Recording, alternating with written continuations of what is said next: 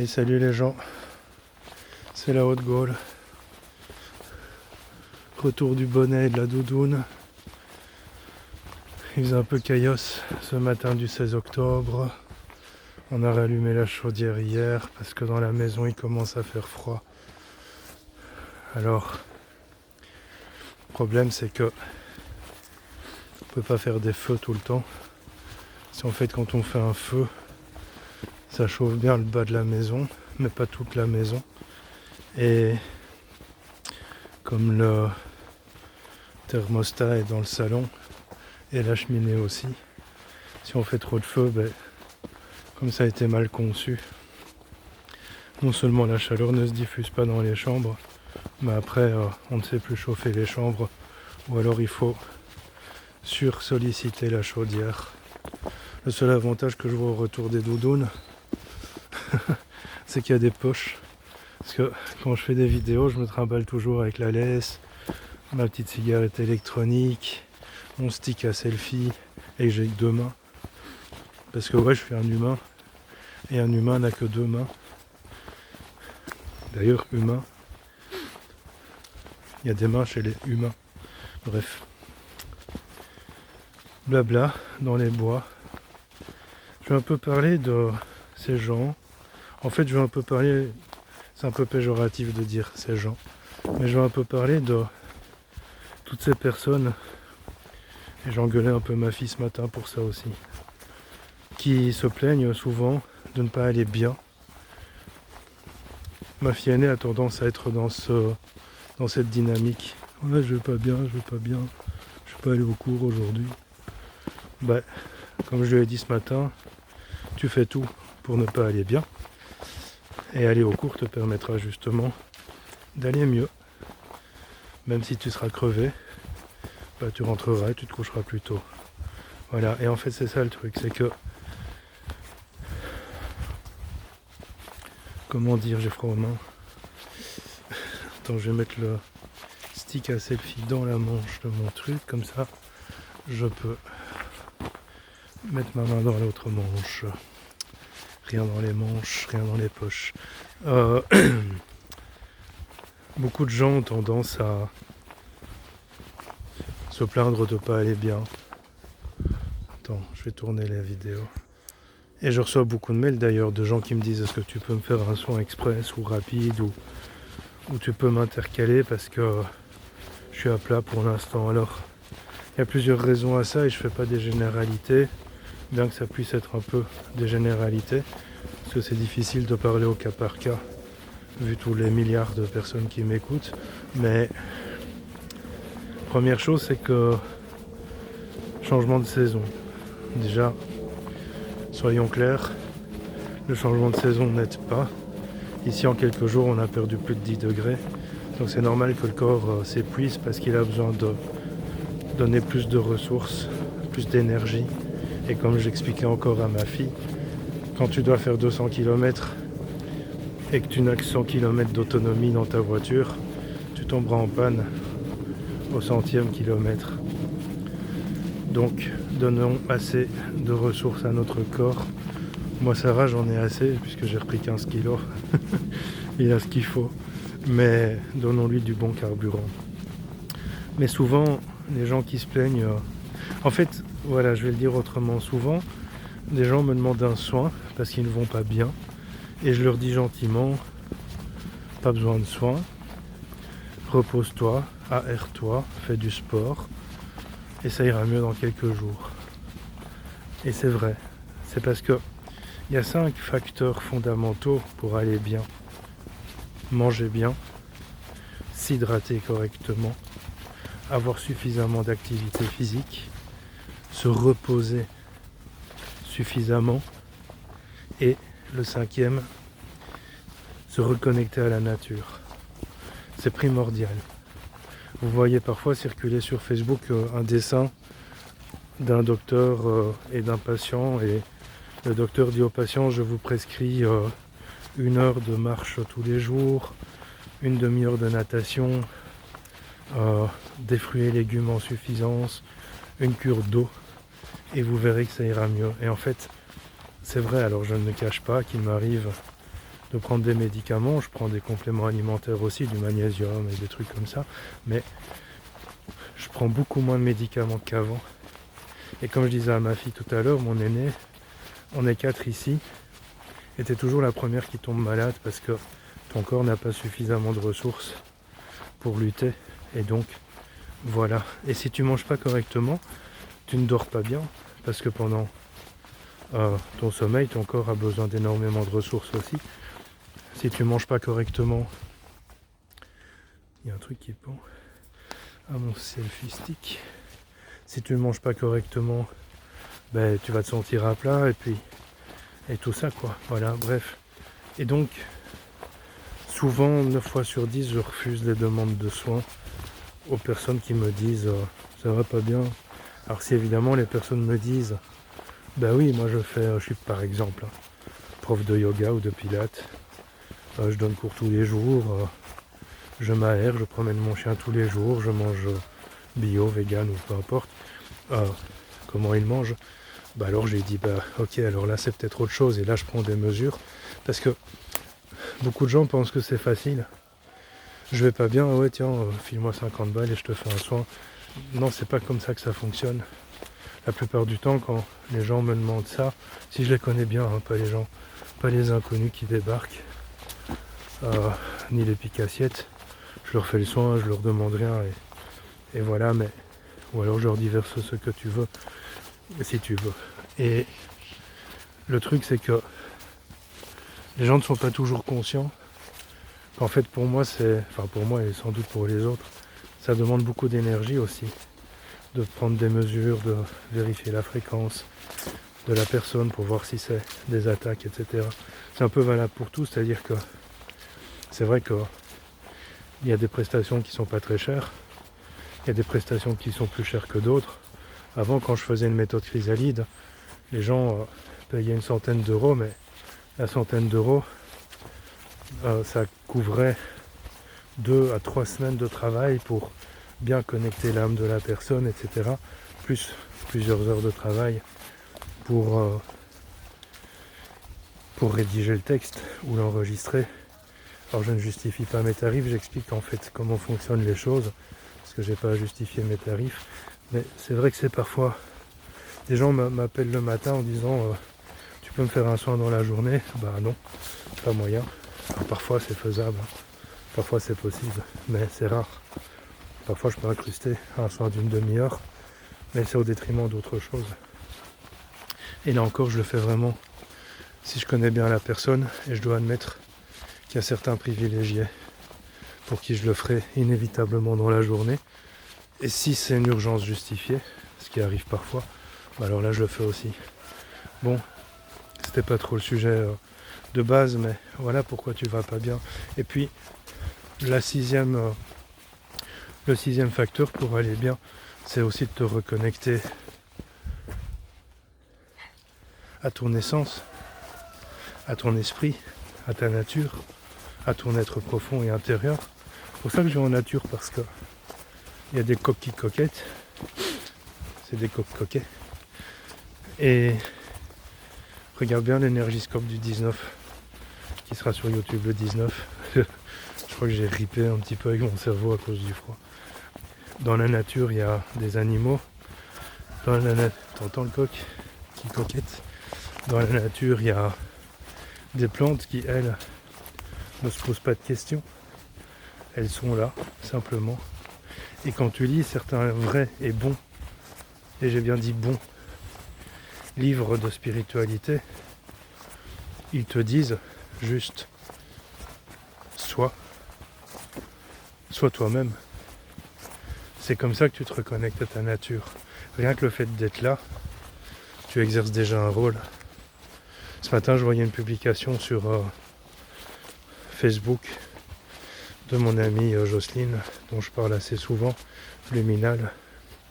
Sa publication, c'était un truc du genre... faut que je m'en souvienne. Sa publication, c'était un truc du genre... beaucoup de gens veulent aider les gens. T'as pas besoin d'un don pour aider les gens. Un sourire, un coup de pouce, un merci. Et c'est vrai que C'est parfois paradoxal.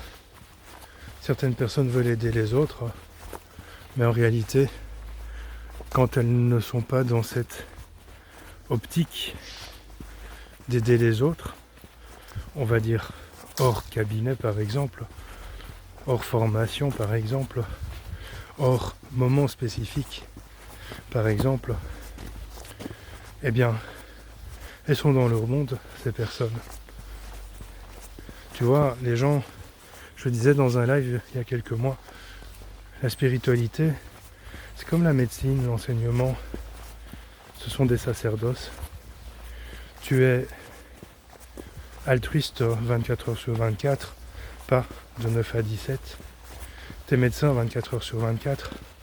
Un médecin qui ne porterait pas secours à un gars qui s'effondre dans la rue sous prétexte qu'il n'est pas au cabinet, bah, qui change de métier.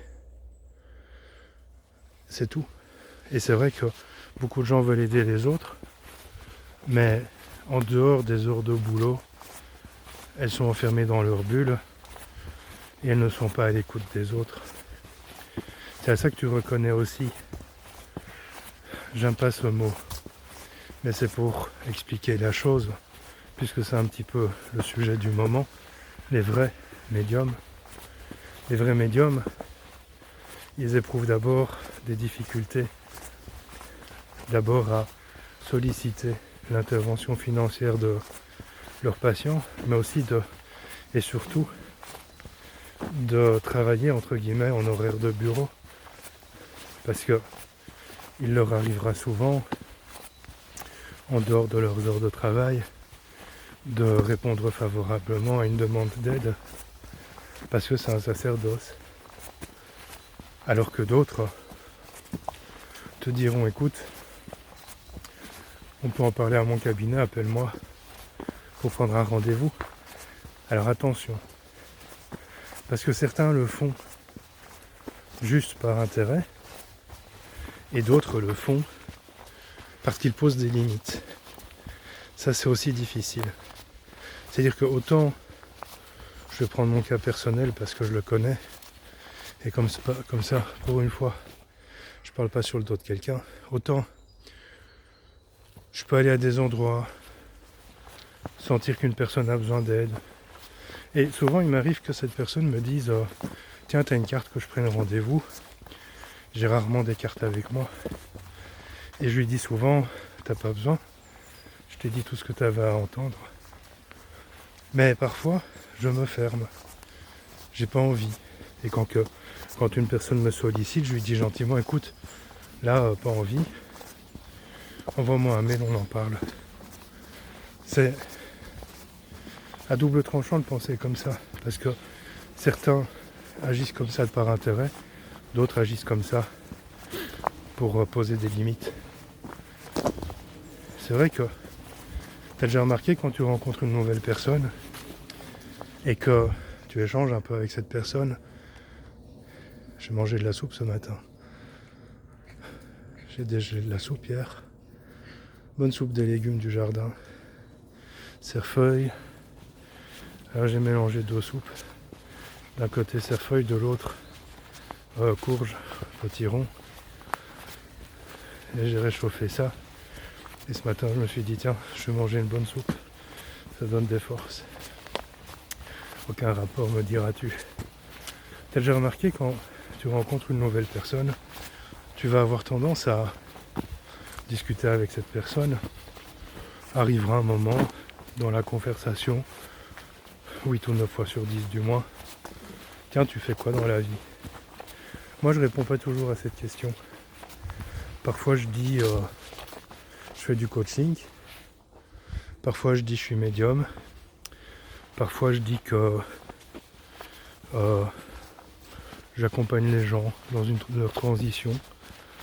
Quand on me demande des détails, je dis souvent professionnel. Parce que j'ai pas envie d'être dérangé. C'est pas faux. Je le fais aussi. Je l'ai fait aussi, je le fais plus pour l'instant. C'est pas faux, mais il y a moins de chances que la personne me sollicite. Parce que c'est beaucoup plus spécifique. Bien que tout le monde puisse avoir des problèmes professionnels. Mais inévitablement, Si le gars en face de toi il te dit je suis mécano, ah chouette, et tu vas embrayer consciemment ou inconsciemment sur tes petits problèmes de voiture. Si le gars en face de toi te dit je suis avocat, tu vas dire ah chouette, et consciemment ou inconsciemment tu vas embrayer sur tes petits problèmes juridiques. Pareil avec toutes les professions finalement. Peut-être que si tu as un mec et que tu as une sage-femme en face de toi, tu vas pas lui dire j'ai un problème d'utérus, mais bien qu'à notre époque, on peut s'attendre à tout. Notre époque, parlons-en d'ailleurs. Ce qui se passe pour l'instant, alors je précise qu'avant de dire ça, j'ai aucun préjugé. J'ai accompagné psychologiquement et médiumniquement certaines personnes qui étaient en transition de genre. Je porte pas de jugement là-dessus, c'est un choix. Pour certaines personnes, c'est un choix qui corrélait au choix de leurs âmes. Pour d'autres personnes, leurs âmes étaient un petit peu réticentes. Alors ça peut s'expliquer animiquement, et je vais t'expliquer pourquoi. Alors l'autre jour, je t'ai dit qu'il y avait une perdrix, et en fait je me suis trompé, quelqu'un m'a rectifié, c'était un faisan. Donc c'était un faisan, et dans la région, il y a plein de faisans. Ce faisan, parlons de nouveau de ce sujet. Je porte aucun jugement sur ce qui se passe dans la société actuelle. En fait, je suis tellement dépité que je porte plus de jugement sur rien. Non, je rigole, mais c'est vrai que entre les conflits géopolitiques et ceux qui s'identifient à des bébés, machin, tout ça peut s'expliquer au niveau de l'âme. Il faut savoir que ton âme, elle a une polarité qui peut être féminine ou masculine. Selon le nombre de vies. Le jour où je te ferai une vidéo pour te dire que les karmas n'existent pas et les vies antérieures non plus, bien que j'en ai déjà parlé dans différents lives, tu tomberas peut-être de haut. Mais à l'heure actuelle, ça reste les croyances de notre société. Donc parlons sur cette base sémantique. Normalement, il y aurait un chien dans le champ de la caméra là, mais il devrait y avoir un chien. Mais voilà, il est là le chien. Allez, viens, 1, 2, 3, soleil. Allez, 1, 2, 3, soleil. Je vais tourner pour voir si... Allez, viens, Shiva. Elle a pas l'air. Il y a peut-être quelque... Donc, ton âme a une polarité, féminine ou masculine. En général, elle choisit de s'incarner plutôt en femme ou plutôt en homme. Et selon le nombre d'incarnations masculines qu'elle a vécues, en fait, toutes ces vies se vivent en même temps. Donc il n'y a pas de karma par définition. Et pour notre échelle temporelle, on les date, on les pose sur une ligne du temps, mais en fait, elles se vivent toutes en simultané. Quoi qu'il en soit, selon le nombre de vies de femmes, tu as vu les traces de la roue, ou d'hommes qu'elle a vécu, elle va avoir une polarité plutôt féminine ou plutôt masculine. Elle peut choisir des vies masculines parce que on ne travaille pas la même chose en tant qu'homme qu'en tant que femme et s'incarner en homme alors qu'elle a une polarité féminine. Ça va donner des hommes qui seront efféminés. Ça peut aussi donner des hommes, et ça c'est de tout temps, donc c'est pas nouveau. Sauf qu'aujourd'hui, médicalement, il est possible de changer de genre.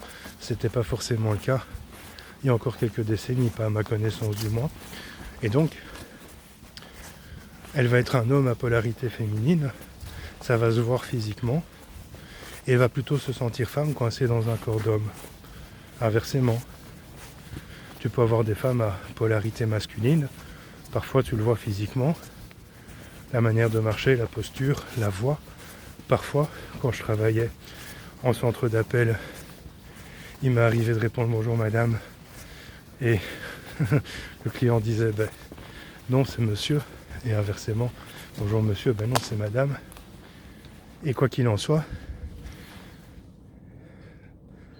pendant des années, des siècles, ces personnes se sentaient coincées dans un corps opposé à leur genre.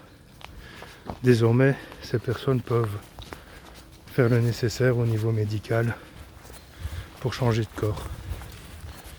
ça s'explique. C'est pas ce que l'âme attend, parce que si l'âme a décidé de s'incarner en homme, c'est justement pour équilibrer cette polarité. Mais l'âme, elle ne juge pas non plus. Si c'est pas dans cette vie, ce sera dans une autre. Quoi qu'il en soit, revenons sur l'histoire des karmas. Les karmas n'existent pas. On parle beaucoup de dette karmique. On peut avoir des influences. Moi, j'ai changé cette notion de karma. J'ai appelé ça processus d'incarnation. Alors, je parle toujours de karma parce que c'est le langage commun. Mais dans les chrysalides, par exemple, je parle de processus d'incarnation. Parce que c'est un processus. La notion de karma est très vite non seulement réductrice, mais aussi induit la notion de dette. Donc quand tu reçois un travail de ma part et que je te parle de karma, je parle plutôt de processus d'incarnation.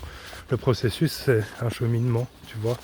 C'est un processus, c'est une manière dont procède l'âme pour avancer, évoluer. Le karma, c'est plutôt j'ai fait ça, donc je paye ça. Ou c'est parce que j'ai fait ça que j'en suis là aujourd'hui. Il n'en reste pas moins que ça a une influence sur nous d'une manière ou d'une autre, mais au niveau de la temporalité, toutes ces vies se vivent en simultané parce que le temps n'existe pas. Et c'est difficile non seulement à comprendre, mais aussi à admettre. Parce que certes, tu vas me dire, si le temps n'existe pas, bah je peux me lever à midi alors, ça ne changera rien à ma life. Non, parce qu'on est sur une Terre en 3e dimension, et dans cette dimension, le temps existe. L'argent y existe aussi. Et pour revenir à ces histoires de karma, ce qui est important de comprendre, c'est qu'en réalité, tu es dans un processus.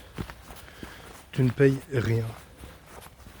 Ce processus va t'amener dans une incarnation que tu vis donc en simultané, que ton âme vit en simultané, à être une femme coincée dans un corps d'homme, ou inversement, à être quelqu'un de tyrannique, ou quelqu'un d'altruiste, parce que grâce à ce processus, ton âme, elle apprend, elle évolue, et par cette évolution, elle peut peu à peu sortir de cette matrice aussi, et ne plus venir dans la matrice 3D, ou évoluer de la matrice 3D vers la matrice 4D, et puis 5D. Tout le monde ne passera pas dans la 5D. Je lis certains livres, notamment un livre dont je ne vais pas te parler précisément, je ne vais pas te dire lequel ni de qui, où il dit que beaucoup de gens affirment certaines choses, que ce soit dans des vidéos YouTube, etc., et que c'est catégoriquement faux. En fait, c'est vrai et c'est faux. C'est faux parce que non, les karmas n'existent pas. C'est vrai parce que dans la 3D, oui, ils existent. Par contre, quand tu écoutes quelqu'un, et là je vais pas cracher sur la gueule des collègues, mais c'est important de le savoir, qui te parle encore de karma, par exemple dans ses guidances, cette personne n'est pas à jour. Alors évidemment, peut-être qu'aussi que cette personne, comme moi, au niveau sémantique, te parle de karma, mais quand tu échanges un petit peu avec elle, et que tu comprends en échangeant avec cette personne qu'elle est bien dans l'histoire du karma vengeur, revanchard, elle est plus à jour. Merde. Eh ben je peux plus venir. Faut que je trouve le gars qui a fait ça. Ils ont bloqué, bon je pourrais passer en dessous et à côté tu vas me dire, mais tu le vois peut-être pas encore, mais ils ont bloqué le chemin. Donc voilà, le karma existe sans exister. Il existe dans la 3D, mais pas comme on l'entend. En fait, il y a beaucoup de notions qui peuvent être abordées par des gens qui font des guidances, qui sont complètement caduques, mais complètement, notamment celle du karma. Les notions de transgénérationnalité ne sont plus aussi influentes qu'elles ne pouvaient l'être. Elles le sont encore, mais plus autant qu'avant. C'est-à-dire qu'en fait, en évoluant, les âmes ou les humains se libèrent volontairement ou sans le savoir de ça. C'est-à-dire qu'en fait, parfois, même sans le savoir, tu vis une expérience. En fait, je vais le dire autrement. Tout le monde n'est pas conscient de ce chemin karmique et transgénérationnel. En fait, une majorité des gens n'en sont pas conscients.